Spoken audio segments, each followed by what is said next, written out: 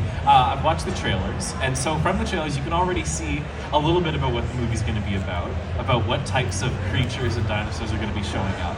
So what I'm going to do is I'm kind of going to do like a faux panel, like a Meet the Cast panel, but it's not going to be like anything that you've seen before because all these stars are extinct and they're animals and they're brought to life with puppetry and animatronics and all these special effects that the people who make the movies use.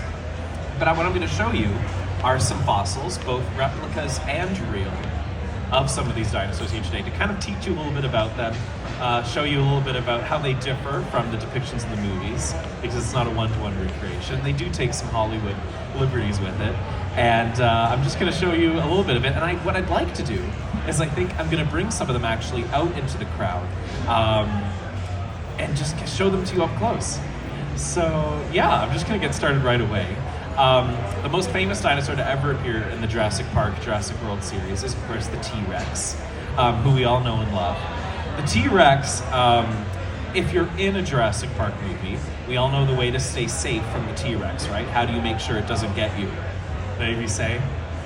How do you stay safe from the T-Rex? Don't move. You stay still, yeah.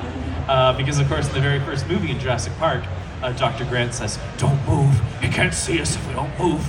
But actually, the T-Rex of reality, the one that lived about 65 million years ago, would have definitely been able to see you, even if you weren't moving. You may have been able to outrun it, though, if you were a really fast runner, like maybe my mom is. She's a pretty fast runner.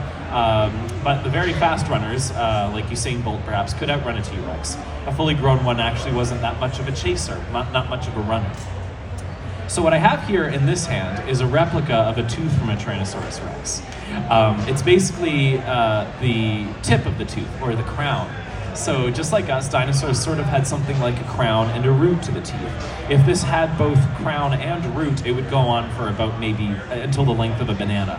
But this is just the tip, essentially. And T-Rexes, they had very thick, very robust teeth.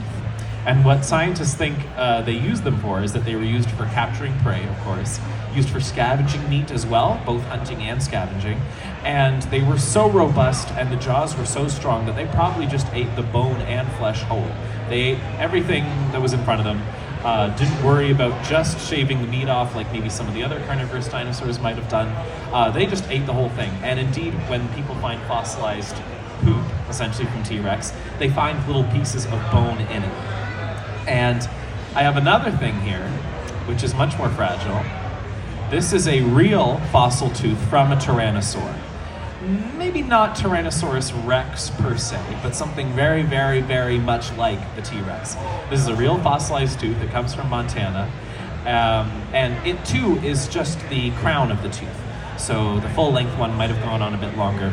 But yeah, a real fossil tooth from a tyrannosaur, and it would have used this to hunt for prey, would have used it for eating the meat of its prey, and at some point it was lost and buried in a river or something, and now is fossilized for us to see. And yeah, so T-Rex teeth, a real one and a replica one. I also have some teeth from a few other types of dinosaurs, which also play a role in the Jurassic Park movies. This tooth is pretty weird looking, and I don't think maybe any of you would be able to tell what it is just from looking at it immediately. But I'll tell you what it's from. This is a replica tooth of the Triceratops. The Triceratops is the plant-eating dinosaur. It's been in the background for the last couple movies, and of course it had that iconic scene in the first one where there's a sick one and they tend to it. Now